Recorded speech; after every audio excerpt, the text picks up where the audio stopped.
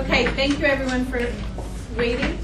I will quickly review the agenda. We'll have student and school presentations, parent groups, open to the public.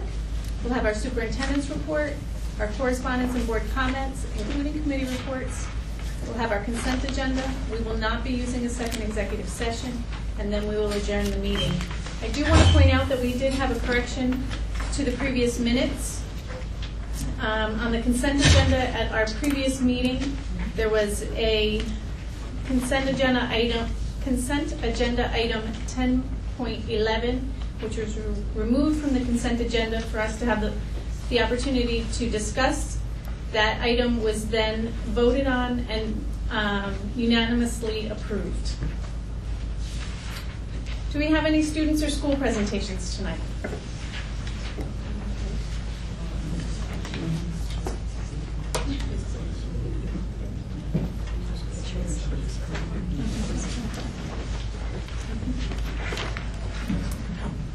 Hi, how's it going? My name is Tyler Erickson, and I'm the treasurer of the National Honor Society here at Beacon High School. So we just wanted to let you know about something that we have been working on and how it was a success. So we came to you last meeting telling you about Go Blue Day, which is an event that we were planning to make people more aware of autism, especially within our school and within our community. And we just wanted to tell you that it was very successful. We had a lot of students wearing blue throughout the day and things like that.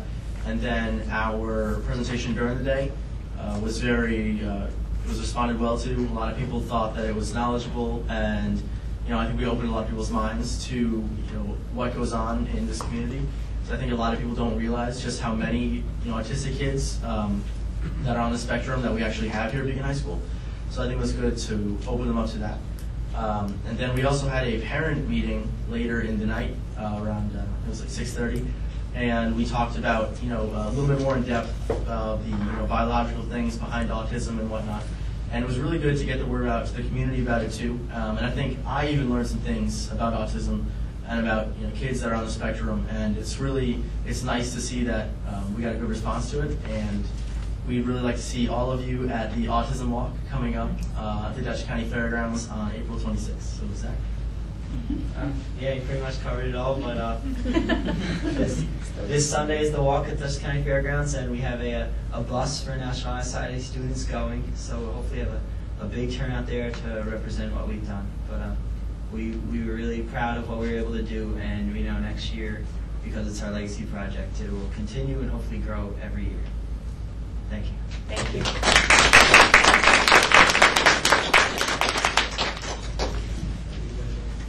Do we have any parent groups here tonight? Okay, open to the public.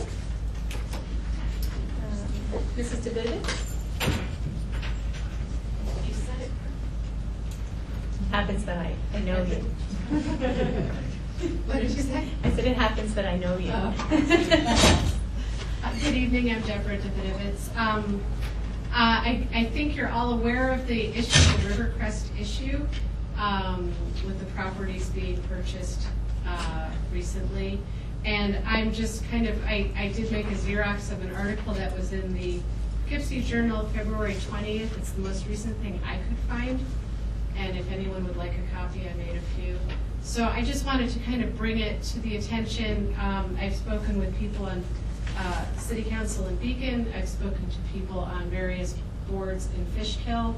And I think what concerns me in part is that because this affects both Fishkill and Beacon, potentially that could help us, but I think it could also make things more difficult. And what people keep telling me is that it's up to the Beacon Board of Ed to deal with it.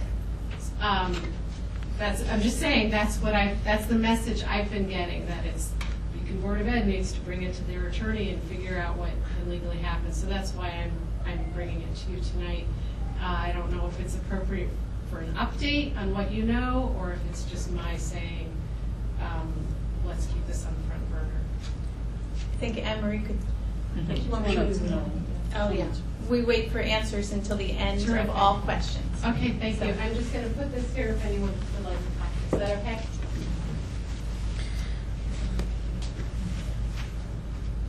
Mr. Stark.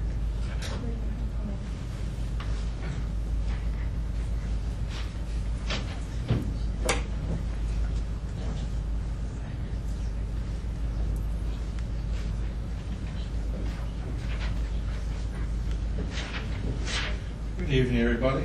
Chance Stark, local resident, taxpayer. Many times you have when we, public, come and approach you as the board and ask questions, and a number of times I do realize that there are times when you are unable to give an answer to a question because you want to maybe do a little more research so you can give a more thorough answer. And that response usually I gather goes to the individual that asked it. But it's also something that may be of interest to the rest of the public. And so one of the things that I would ask the board to consider in the future is that when questions are asked of you, that at the next board meeting, you come back and say, at the last board meeting, this question was asked, and we found further information about it, and this is what the answer was, so that everyone in the community can have an understanding of the answer to that particular question, not just the individual that asked it. I would also ask, a number of times you have items on the board for approval for outside vendors, such as service providers, and I know there's a lot of conversation that probably goes on in your executive session about those items, but it would be nice to, since you're spending our money and you're looking to, you're going to be voting on those items, to possibly give a brief explanation as to what services those providers are actually providing for the district, so that we as taxpayers have an understanding as how our money is being spent. I'd like to compliment the high school and Bessie and Frank on the guidance plan. None of you were on the board at the time, and Mr. White was a student at the time. When I first came here in 1988 was the first time that we had put together a secondary guidance plan, and it's nice to see that the process has continued to grow and expand, and all the wonderful things that our guidance people do. And finally, this past weekend, while I was enjoying one of my granddaughters playing soccer at the fields over by the Board of Education office, Ms. Patchen and Ms. Gaston were coming around with petitions to sign, which I was happy to do so. Those individuals, I wish you all the best. But a suggestion that I made to Ms. Patchen and also to Ms. Gaston was that perhaps at the various youth games, soccer on Saturdays, youth softball, and Little League, that if you can have a table or something there, in front of the Board of Education with information to provide to the public about the upcoming budgets. For like this coming budget that we want to vote on in May. There's just one more. I know you do this, and it's on the website, and everyone can always go back and view the video. But sometimes it's just nice to have that up close and personal conversation with a member of the board as to, well, what exactly is the budget going to do? How are you really going to be spending my money? What impact will it have on my child? And get an idea and perspective as to how you as board members deem these types of things. I fully understand that you are not allowed to say, we want you to vote in favor of the budget. You want them to vote for the budget, in terms of going out and actually voting. And I know you can't give an endorsement one way or the other, but it's just nice for the public, because there's so many people that attend these games, so many parents, community members that are at these games, that if they had an opportunity to actually make contact with you and have that personal contact and touch, I think a lot of questions would be answered, and it'd be less headaches that may occur. Thank you. So, thank you.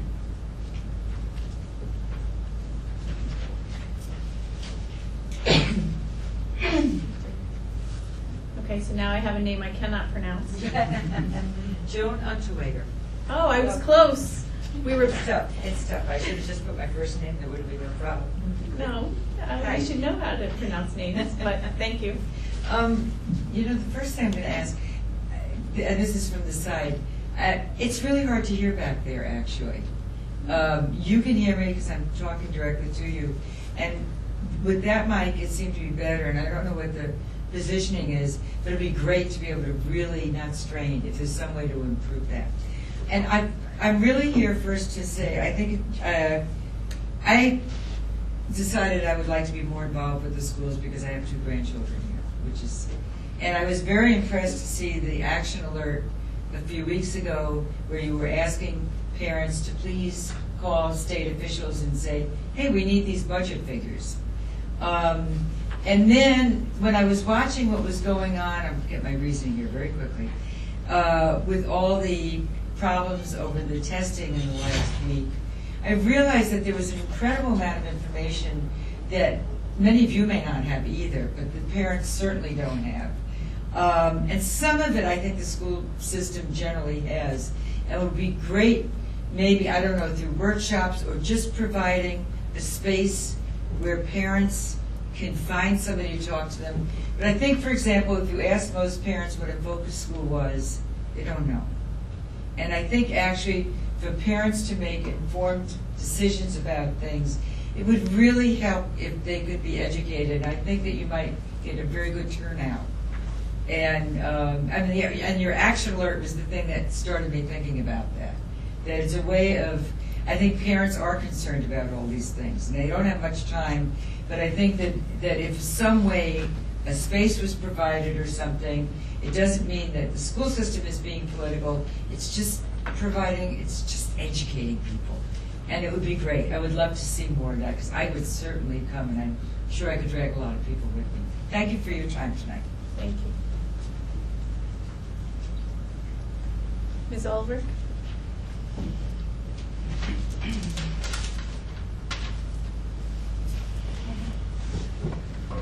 Good evening. My name is Barbara Ulrich. I'm the parent of a Beacon High School student. I have a question about the BOCES budget. I understand it's not yet approved. You're voting on it tonight, and I need some clarification. I was told yesterday at her CSE meeting that 10 spots at BOCES were cut. That would jeopardize her spot in CTI. She is an IEP student. Has it indeed been determined that these spots have been eliminated? And is it a district cut or a BOCES cut? And Yes. thank you. Thank you.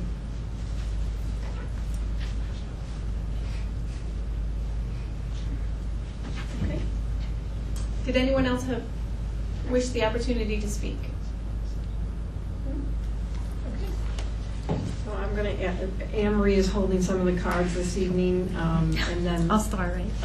Sure. Okay. Thanks, Anne Marie. So I'm going to start with the Rivercrest Apartments.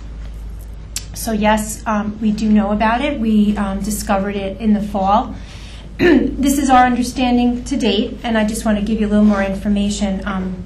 We were notified by the town of Fishkill. So they went to the town of Fishkill. They actually, the Jehovah Witnesses did purchase the Rivercrest Apartments in the late fall.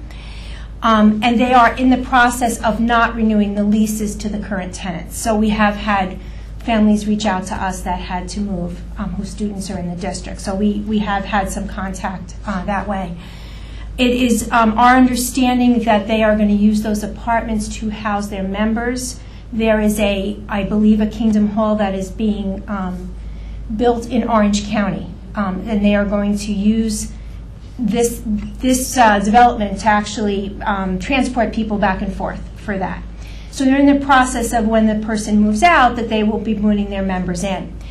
So the next process then becomes an application for a tax-exempt status, which is done to the town of Fishkill. It really has nothing to do with the school district. It does affect the school district, but we don't have any say in it. But the town of Fishkill does have to make a determination. The assessor at the town of Fishkill did reach out to the district and asked us to forward that information to our school attorney to come up with an opinion and some direction to actually forward to the town of Fishkill attorney. So we are in the process of doing that. We don't know what the status is. They're still determining that, but how it will affect the school district, because that piece of property does generate tax revenue for the school district. So if it were given, we actually did think that the tax exempt status would not come into effect until next school year, 16-17, but a portion of it may be determined to be tax exempt. That is still being discussed, and I don't think a determination was made yet. May I ask a question? Yes. Yes. Okay. One thing I heard, and I haven't taken the time to find this, it was a Fishkill town meeting, I believe, that was televised, where they addressed this. I mean, there must be very clear-cut laws. I understand if it's an industrial, and they are in the process of purchasing an industrial lot, and that's kind of like, okay, that's a religious institution, no taxes. But with the residences, one thing I heard was that it has to be, as you're saying, like for employees of the organization. 250 units is an awful lot of employees. I would think they would have to prove that these are employees. I also heard something about there not being able to be children living on site, which The children part I haven't heard of. I have heard there is documentation that was given to the town of who would be living there. And the assessor and I had a conversation that did explain that it's not just an employee. They cannot receive a salary. They do take a vow of poverty. So there is certain criteria, which makes the decision to make it tax exempt a little more difficult. That decision will be made shortly, and it will be made before we levy the taxes for the school district, because that will make a difference in what happens. So when we get the determination from the town, I could share that information and how that will affect the taxes for the school district. Nice one, Kristen. It's not up to me, it's up to them. I have to say that typically no, once the questions are asked at the podium, we put together a new policy earlier this year regarding public comments, and it was for this reason, because we had instances where it became conversations back and forth. So I'd have to say that if this topic is definitely something that I think everybody needs to be interested in, is specifically because that organization is looking to buy additional property within Fishkill, and So go ahead and ask that last question. Okay, the last question is just, my parents were renters there, so I'm a bit familiar. There were a lot of children there, although there were also a lot of, it seemed to me, single or young couple, non-children units. I'm guessing there's going to be a lot more kids living there now than there were before, and I'm concerned about where those kids are going to go to school. But I'm sure you guys are aware of that. I'm just bringing that up. Okay, thank you. Okay.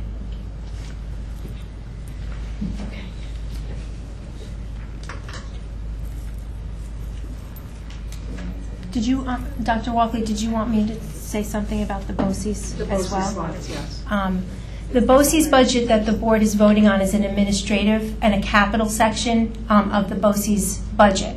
I think what you're referring to is slots that we sign up for at the school district for CTI. They were not cut. We usually sign up for 50 slots. The guidance counselors have said that there has been more interest than 50 students for scheduling. So I think that's the difference between, but this current year we have 50 students going to CTI. So I don't know any more than that. And again, I know I don't want to have a conversation. I mean, I would be more than happy, if you would like after the meeting, I can get your contact information and I can research it a little more, and I'd be more than happy to reach out to you. Is that okay? Because I don't really have all the information. That's really all I know about it. Okay. Well, Okay. I was told there were 40, so that's why I'm asked. That's all I wanted to say. Okay. Well, I'll find out. Gotcha. Okay. Couple other things that were brought up. The workshops, we would love to do workshops. We've been doing workshops that have very low parent attendance, and we have had marvelous presentations put on by our staff and administrators that we've had 5 people come out for, which is a shame because they work so hard. Mrs. Kellogg has a committee of people that she is working with for parent education. And so if there are topics or you'd like to become a part of that committee, if you give her your contact information, she can hook you up on that, because we'd love to know what parents want to know more about. And I think in the board comments, you're going to hear about a wonderful program that's a little bit different than the ones that we've been doing, because it's using an outside consultant that is coming up next week, but I won't steal that thunder.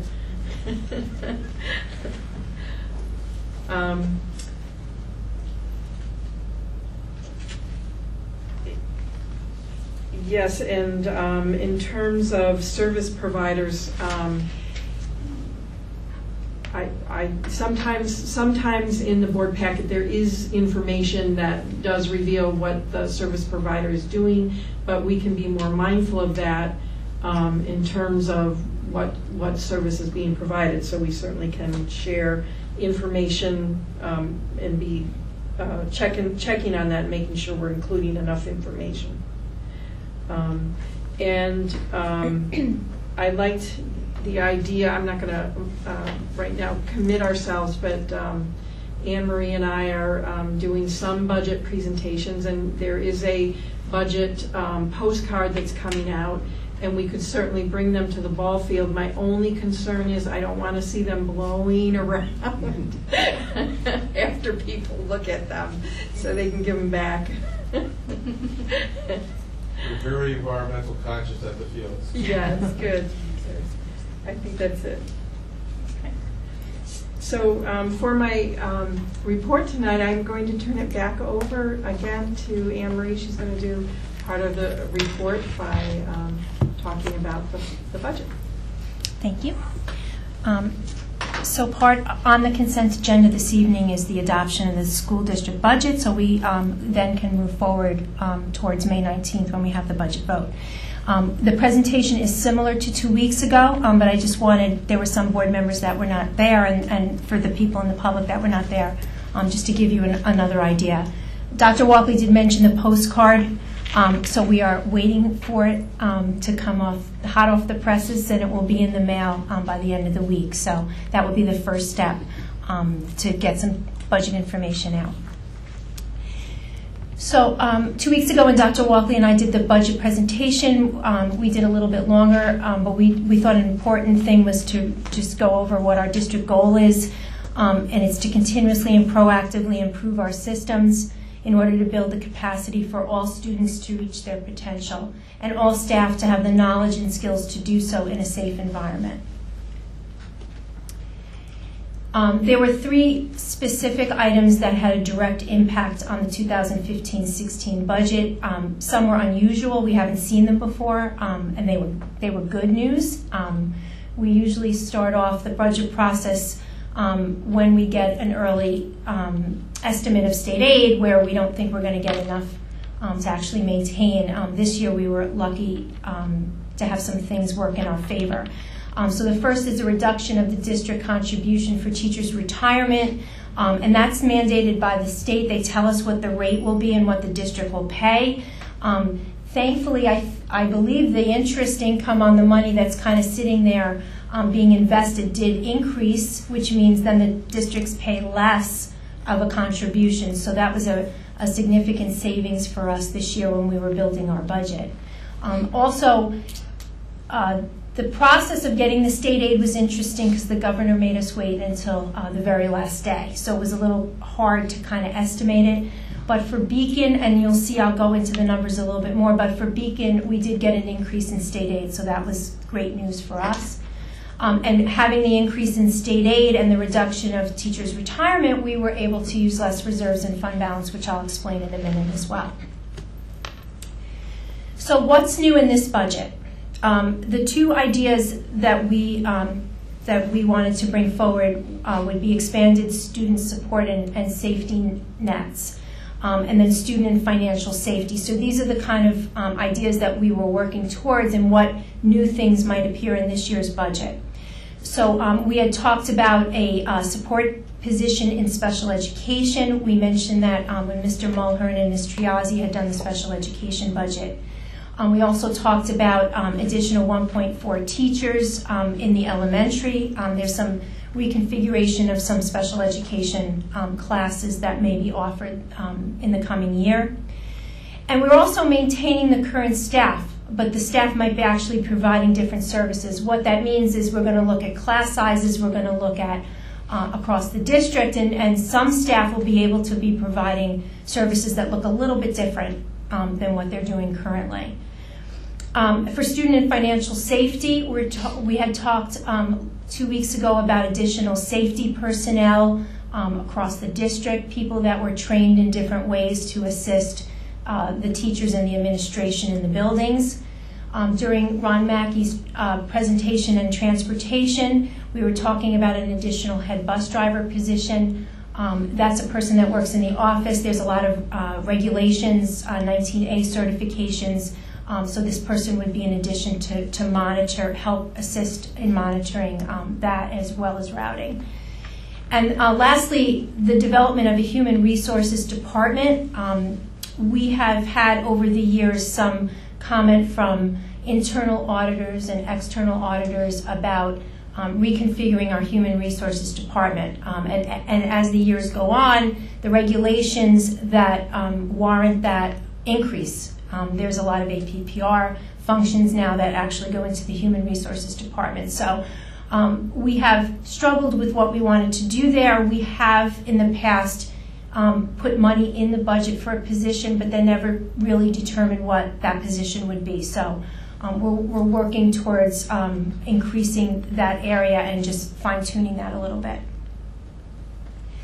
So the 15-16 proposed budget, the budget-to-budget increase is at 2.37% from the prior year, and the tax levy increase is 2.51%. That is the tax cap. And my next slide, I think I show you all the numbers, and I won't go into gory detail, but those numbers allow, the proposed budget allows us to maintain the current level of the academic programs that we have currently in the district. So the tax cap calculation, so this was new several years ago, and this is a calculation that the district must perform each year. For Beacon, we are under the rules of a budget review from the Comptroller's office.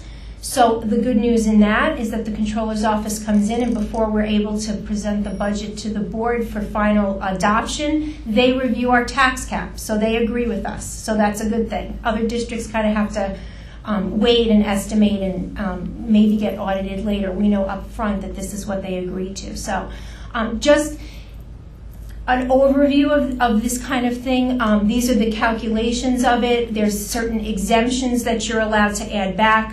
If you see in the line towards the bottom, it says plus capital exclusion. That allows you to go above the 2%. That has to do with debt service. That has to do with some information that you're allowed to add back into the tax cap calculation.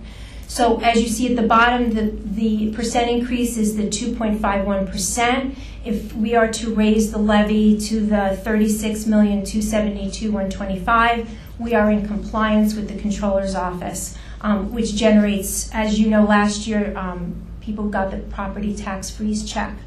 So that's one of the things that the board has to maintain. We have to maintain. To give you just a perspective of the tax levy, the bottom portion shows the last 3 years and then what we're proposing for the 4th year. And then the top number shows you what our 5-year average was prior to the tax cap. So we were averaging at 3.4% over the 5 years prior to the cap.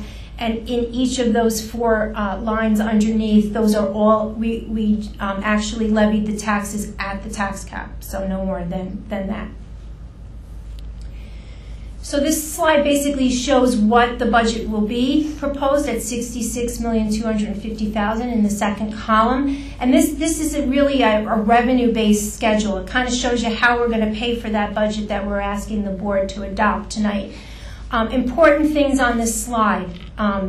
In the state and federal aid amount in 2015-16, you will see the increase that I spoke of at the beginning. And you'll also see to the side, it's a 7.88% increase from last year's projection to this year's projection, which was above average in most of Dutchess County. So we were very happy about that.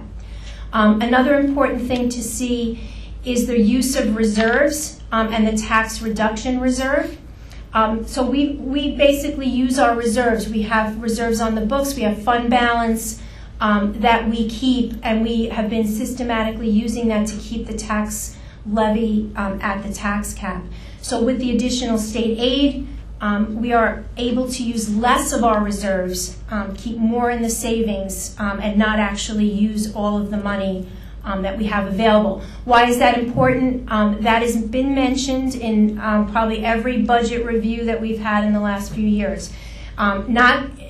They never said not to use it, but just to be careful. It's like savings account that you have at home. Once you use it, it's gone.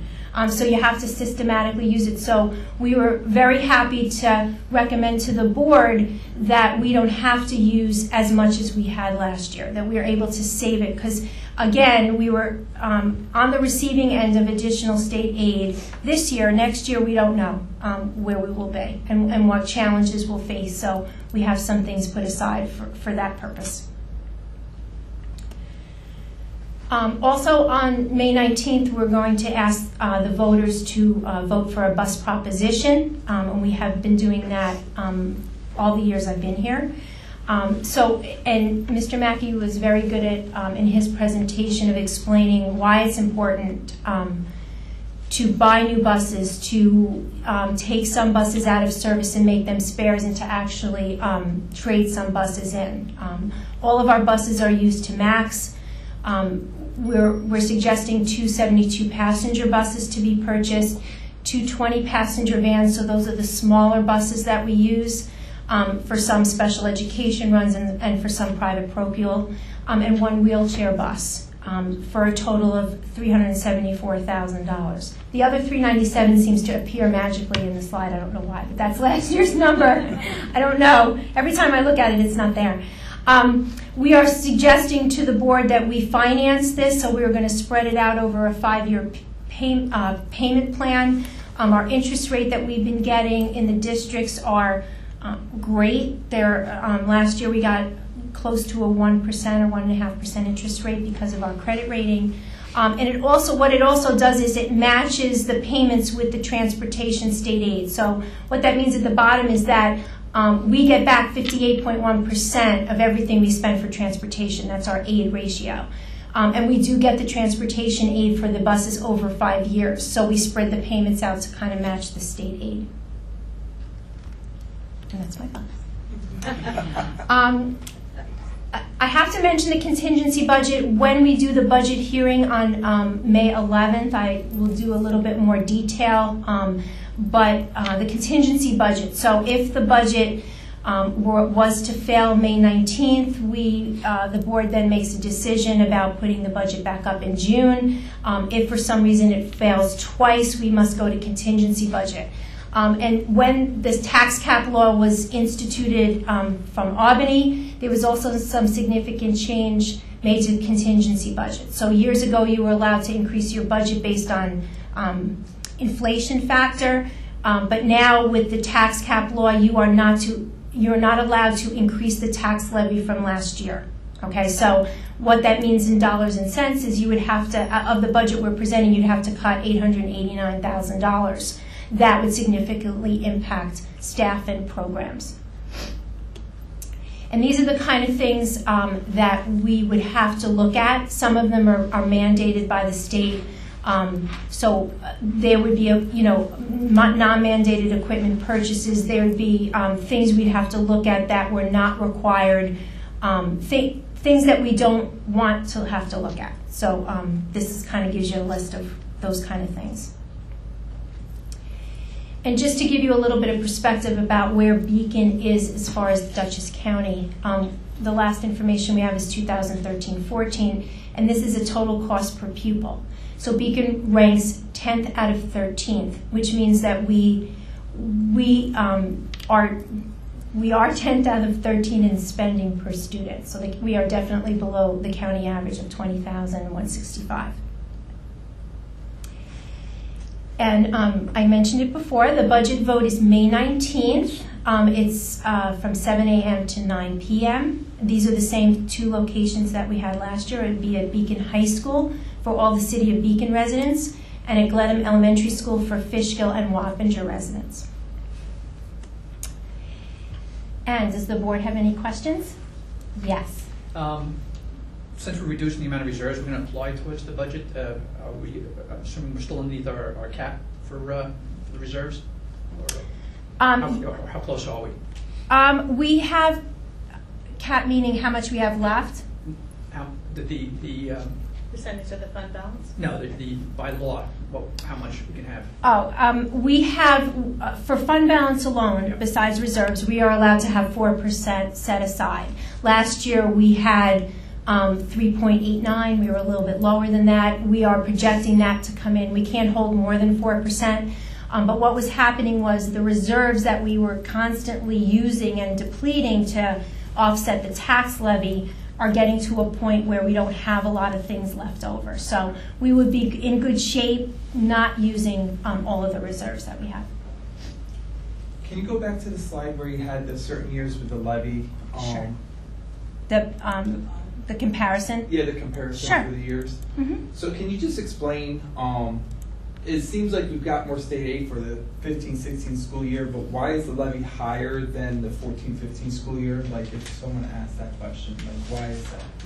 Well, from the 3 years prior to this year, there were cuts made to the budget. So I'll be easy enough to say that there were no cuts that had to be made to the budget this year as opposed to the other 3 years. Okay, so that would be the first thing. The second thing is that the slide that I spoke of before of things that we want to include in the budget. So there are additions to the budget this year, that things that we may have cut last couple of years that have probably not been what we wanted to do, but kind of we had to live within the levy. So there are things, positions that we're trying to add back into the budget, maybe configure them a little bit differently. So it's kind of a true reflection. We're also not using all of the reserves that we use. So on that other slide, we're using a little over $1 million less in reserves. So if you use less in reserves, that kind of bumps up the levy as well, because the levy is how you, at the end, how you pay for everything. And I know that one of the proposals are the HR department, and I asked about it at the last time. Is it a department? Like, how many people are we looking at for this department? Are there job descriptions for it? Like, do we know what this position would entail? Is it just one person and we're calling it a department, like a director, or is there going to be a secretary? Is there going to be an assistant? What does it look like? So currently we have an assistant on staff who works with Mrs. Kellogg, and we are looking for a director position, and as I have said, I will bring a job description and duties in a future session, because tonight what I can review is that both our internal and external auditors that have audited us year after year continually say in their audits that we need to have a director. There is so much more litigious possibilities coming from the HR department. For example, with the new APPR, or the new requirements of the APPR that the governor has put into place, are all items that need to be tracked. There are new laws and attention need to be spent on certifications and tenure areas and lists. What do I want to say? Training documentation and so forth. Yes. Needed in the department, and having been in the position that Mrs. Kellogg is in, our curriculum and staff development office has also been taxed in the past because we are a focused school district, and the longer we stay a focused school district, the more sanctions and requirements are placed upon a district in terms of training and expectations within a school district to meet targets and raise student performance. So in a district our size, to not have a director of HR is fairly unusual. So that is something that I know the board has paid attention to in the past at the end of the internal, external audits. And it's something that we have come to a point where there's only 24 hours in a day. And I've really tried to get 25, and I know Mrs. Kellogg has too. I'm laughing because when we leave the office at 9 o'clock at night, we say, gee, we wish we had a pull-out couch here. So there's only 24 hours in a day, and we're about at the maximum of what we can do there. Dr. Walkley, with this position as well, would it help us in our improvement of the recruitment? You know, absolutely. You know, Mrs. Kellogg and Dr. Sieverding recently attended a recruiting fair at one of the local colleges. And as a result of that, what you've been seeing on the different agendas for the last, including tonight, is that they were able to attract some diverse students, graduating students from the college, but that was just one opportunity. That was just one opportunity. And so, again, having somebody who could really focus their time and do more work with that would be very beneficial to this district. The only other question I had is I saw for the contingency budget that it was that we would have to have class sizes of 35. That's what we'd have to go to for the contingency budget? The contingency budget is a conversation that would have to be had with the board. So the board, we would have a conversation and we would basically discuss where we would be. It does not mean it has to be at 35. Okay. That's a consideration. If you note, I put the slide back up just so that you can kind of see. Those are things that they're not pretty things to cut. They are things that, you know, actually enhance a student's whole education. Yeah. But they're not mandated, right? So those are the things. But that doesn't mean the number of 889,000 is the number that you would have to cut. Everything would then have to be valued, and then we would have to make determinations for that. So in answer to your question, no, it does not mean that that would automatically happen. That doesn't have to happen, but it's a consideration that might be discussed. Just to give a frame, what is our current class sizes now?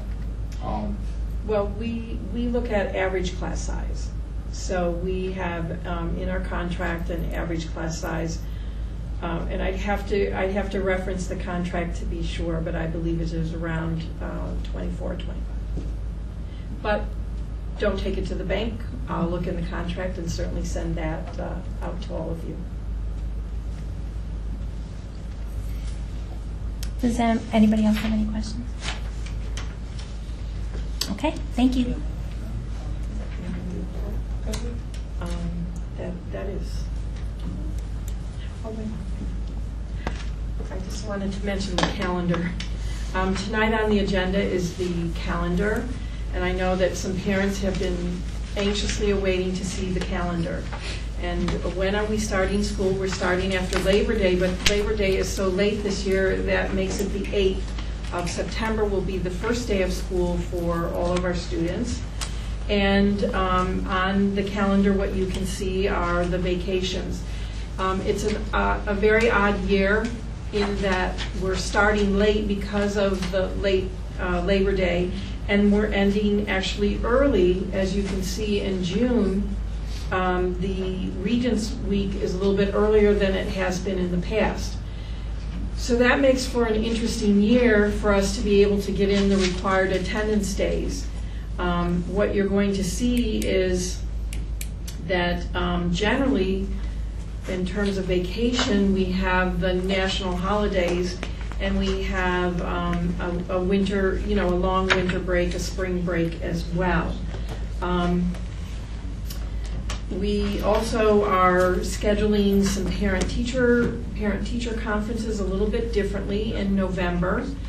In the past, the district has been used to having a full day where the students don't come to school and the parents come in for parent-teacher conferences, and then an additional evening.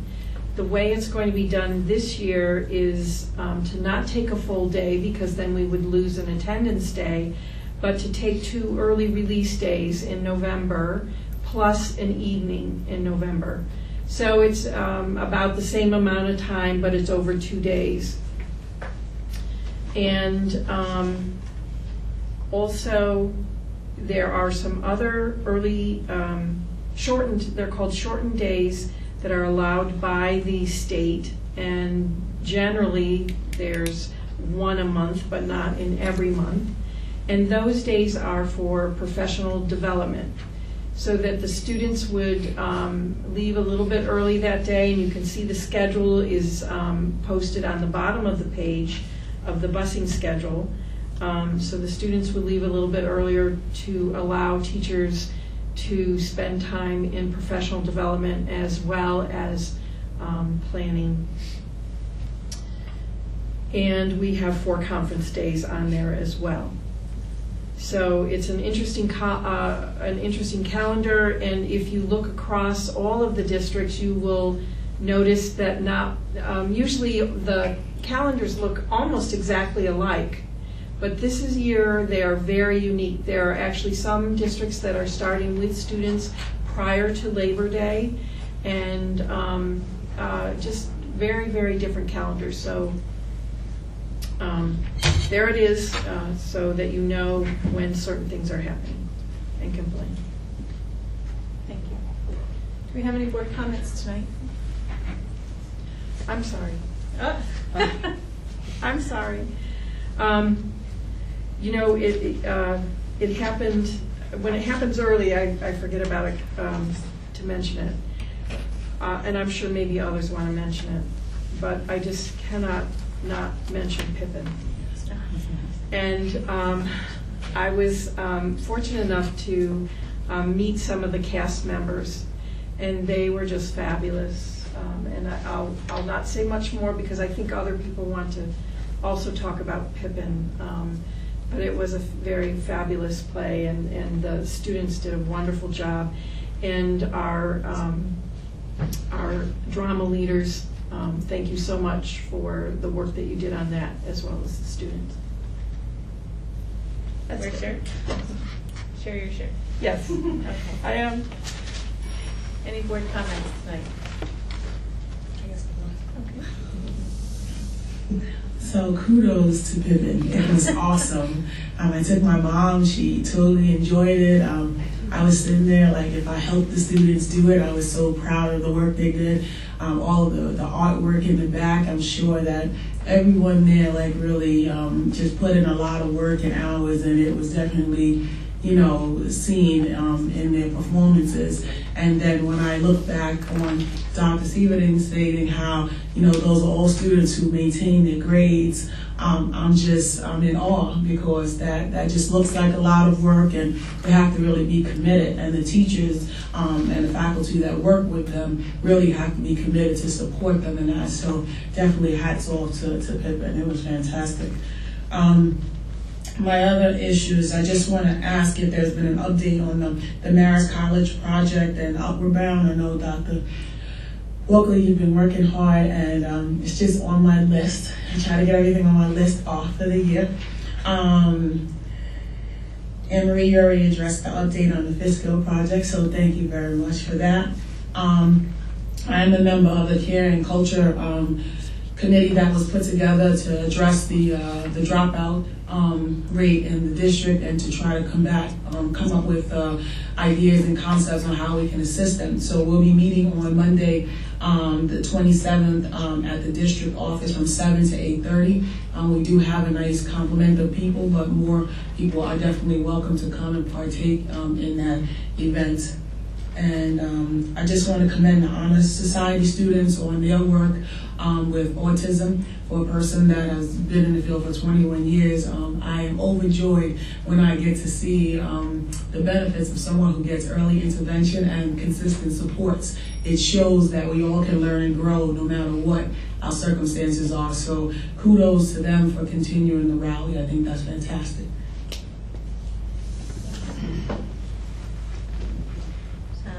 So first of all, I wanted to let everyone know that the policy committee meeting was canceled in the month of April due to the forum that Dr. Walkley held. And we will be rescheduled, and we'll be having 2 meetings in May for the policy committee. The dates will be forthcoming. We hope to have them for today. As people know, we're reviewing our entire policy book. There are 3 members on the policy committee, myself, Mrs. Gadsden, and Mrs. Patchen, as well as Mrs. Thompson. So we invite the public to attend those meetings. There is sometimes a public comment segment depending on the nature of the policy we're working on. Those meetings are not televised, but they are held at the board office, and they are posted on the website, as well as the policies if people want to review those in advance of having them approved. The second thing I wanted to mention, I walked through the egg, is that what you're calling it? And I looked at the middle school art show. I was very impressed with the student work. I had also visited the high school art show.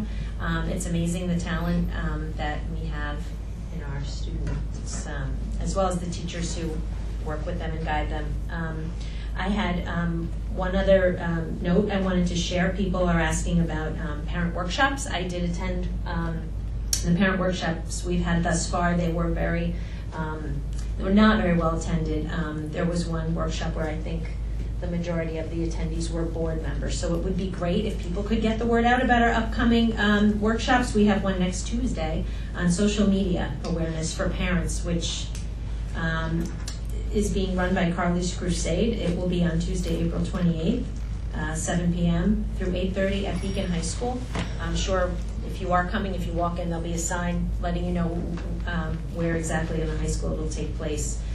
But that's something, if people can get the word out, we'd love to have great attendance for that. And I guess that was it.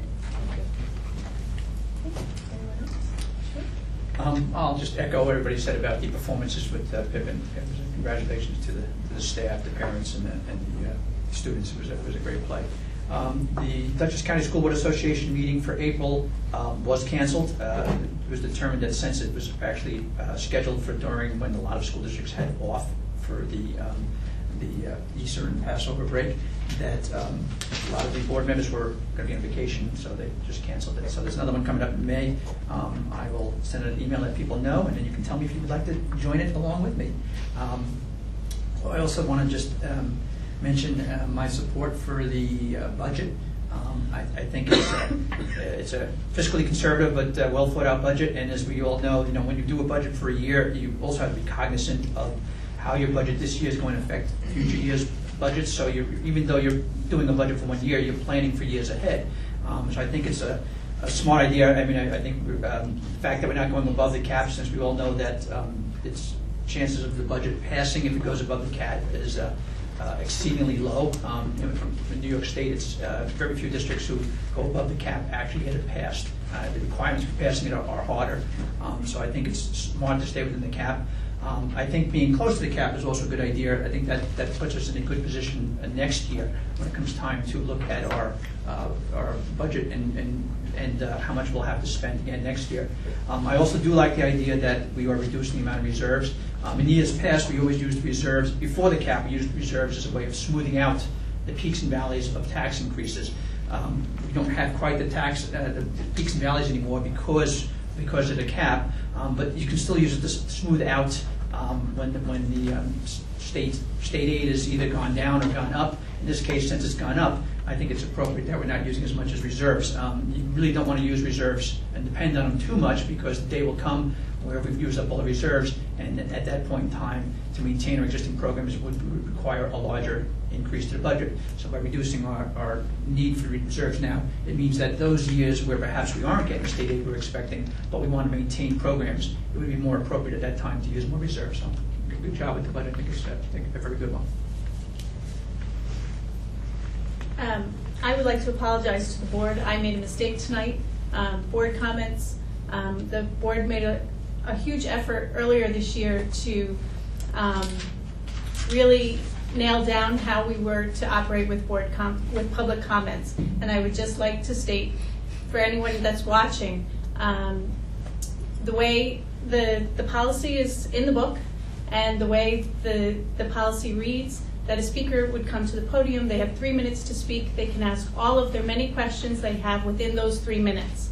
After all speakers have had the opportunity to speak, then we, the board, or the superintendent or assistant superintendents will answer as many questions as possible, but there is no longer the opportunity to ask additional questions. So I did allow that tonight, which was an error on my part, but just so that we're clear going forward for any future meetings, I will be standing to that policy. On a lighter note, Pippin was awesome. I attended the Saturday night performance, and what I think to me nailed home how important these activities are for our kids was we saw a lot of kids involved, right? A lot of kids on the stage, a lot of kids on the crew, a lot of kids just there to support their friends who happened to be there, but also how much of our community. And then as I was at intermission, my daughter went to get a snack. And she came back and she said, "Mommy, I saw Mrs. P." Well, Mrs. P is a good friend of ours' mother. Well, Mrs. P lives, I think, in Hyde Park School District. She was there with her husband and 3 of her girlfriends with their husbands. And this was their Saturday night. They'd come to Beacon, they'd had dinner, and they saw the play of our talented kids showing their spirit.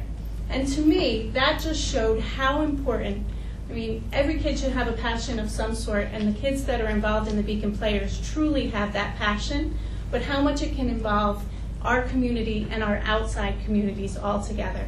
So kudos to all members of the Beacon Players and the kids that performed for us that night. Okay. Melissa, just before we go to the consent agenda, I just had a question about it. If we make a motion and then we make a second motion and then we go discussion, and at that time, because we have the new policy where we put everything on one consent agenda, if at that time when we had a discussion, would you then be able to pull something from the consent agenda if there was already a motion and a second made? Well, we'd have to look for legal assistance on that. But I think because we asked for a motion and then a second, and then my next step is, are there any comments or questions? You can then ask a question on an item involved in the consent agenda. The idea, I think you're asking versus removing it from the consent agenda or asking the question at that time. Right. Does it have to be removed before the motion, or can it be removed during the discussion?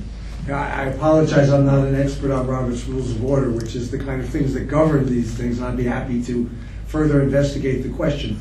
My gut sense is that there first has to be a motion on the consent agenda, a second with regard to going forward, and then there can be an intervening motion which would take precedence before the vote on the motion of the agenda to remove items from the agenda. So there could be a discussion first, and then if it wanted to be discussed further, or for voting purposes, then it could be removed from the consent agenda, and then it could be discussed further or voted on separately. Well, again, I don't know that there would be a permission to have a discussion on it. There would be a motion for the consent agenda. There'd be a second for the consent agenda. I believe at that point in time, any motion affecting that motion would have to be laid upon the table at that time.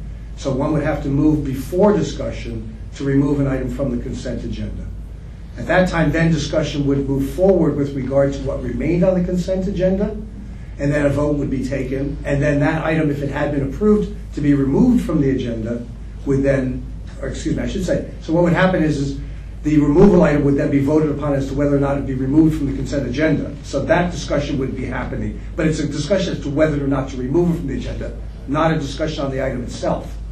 We changed our policy that a vote is not needed or a motion is not needed to remove an item. Okay, I apologize. I'm also not familiar with your policy. Not really so. remove, to vote separately. Pull it out and vote on it separately. Okay, certainly your policies take precedence. Robert's Rules of Order are just generally considered the way in which a meeting should be run, but policies would override any particular Robert's Rule. Okay. So I apologize. Again, I'm not familiar with your policies. So I'm not clear still on the answer, so can I just ask you one more time? So, well, I need to know exactly what the policy says, right, because the policy is going to be the answer. The policy says that before voting on the items in the consent agenda, any board member can request, not motion, motion wouldn't be necessary, or a second, to have any one particular item or multiple items pulled and voted on separately. Okay. So the question is, if you have just a simple question that could be answered prior to pulling that item, that you could get maybe a brief answer to and then not have to pull it, is that possible? Yeah, questions, as far as I'm understanding, if you have a consent agenda, you get a motion and a second and then questions about it, and any questions to be raised about that. At that point in time, I do believe, based upon what I'm hearing about your policy, you've adopted a rule that says that a board member then may at that point in time make the determination that they would like to remove from the consent agenda any particular item. I don't think the policy specifies when it would be removed from it, and that was my question, was does it have to be removed before the motion to accept, before the motion and the second to... Why don't we just play it safe? Just move it now. Put it aside. That way, and then we can look further into whether, you certainly can... What I thought I was hearing before was the question of, well, perhaps we could avoid the removal item if you could ask the question before the motion had to be made. That certainly seems to be something sensible in my mind, to avoid the need to go out and have additional motions that might otherwise be necessary. The fact that the board policy doesn't specifically address it, I think would leave to the board's consideration as to whether or not they would like to do that. I mean, you can have motions to table other motions and they take precedence over other motions under Robert's Rules of Orders. I mean, we're not supposed to become so constricted by Robert's Rules, but theoretically somebody could move to remove something and somebody else could move to table that. Now, I don't want to suggest that we get involved in that kind of dynamic of the Robert's Rules. I think what you want to do is make sure that the board is getting to the ability to respond to the board items that they wish to.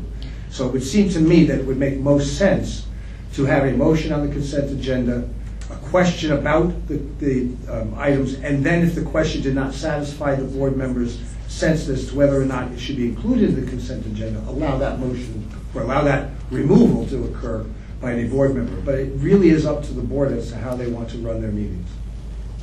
Well, may I make a suggestion? So hypothetically, the request could be made to remove it. We have the discussion. If the answers are satisfactory, perhaps you could rescind your request and just put it back in now. I don't know if we had a discussion about adding back to the consent agenda. If you remove it, I don't know. I think you have to then vote on it separately. You can't just put it back in then, I believe. I've just been handed the policy, which I actually think does clarify and overrides what I was suggesting. It says specifically, individual items on the consent agenda will not be discussed prior to action. So if you're going to have questions on individual matters within that, I think the removal has to occur before there is any question about items on the consent agenda. That's how I would read the language. Okay. So then there's no reason for me to ask comments or questions when I ask for the motion. Because we wouldn't be discussing it anyway. Well, you'd be just all in favor or opposed, right? I think that what would happen is you'd have to, in this case, have a motion that would have to precede well, I guess what I would suggest is that, again, under Robert's Rules, as far as I understand them, you would have a motion on the consent agenda, you would have a second, and then before you called for discussion, another board member could move to ask for a superseding motion to remove prior to any discussion on any item. Okay. All right, well, let's try it. What are we trying? We have a motion to approve the consent agenda. Wait, Melissa, before you do that, I just want to thank Alexander and his mother for the packet that they gave to all of us. I think that this is, a nice thing. Absolutely. Okay. May I have a motion to approve the consent agenda? Motion to approve the consent agenda, items 10.02 through 10.13. Second. No. So, Comments or questions? no, well, he said I don't say that. Good, but you didn't give me a chance to remove what I Right, wanted to but discuss based on the about. way that we read the policy, this would be your opportunity to remove it. I would like to remove 10.04 from the consent agenda for further discussion. so we're voting on 10.02 and 10.03. Want another vote? No, because we already made the motion.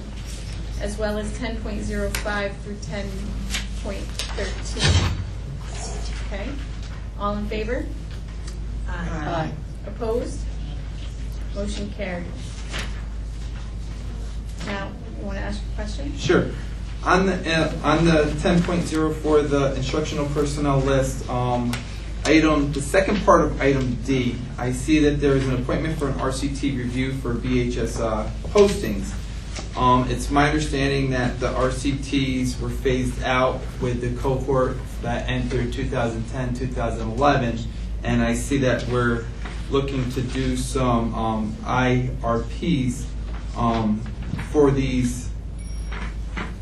the RCT. So I was just looking for further explanation so the public knows why, and to say why are we doing this for RCT when it was last year's cohort that it was phased out with. So any student that has not yet graduated from that cohort can still take the RCT.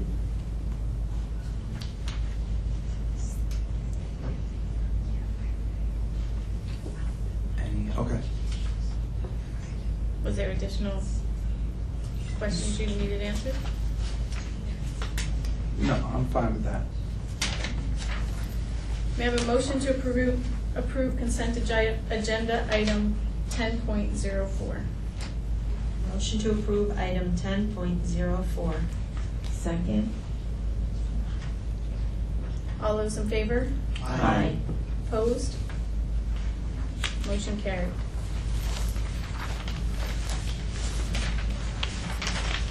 May I have a motion to adjourn the meeting? Motion to adjourn the meeting.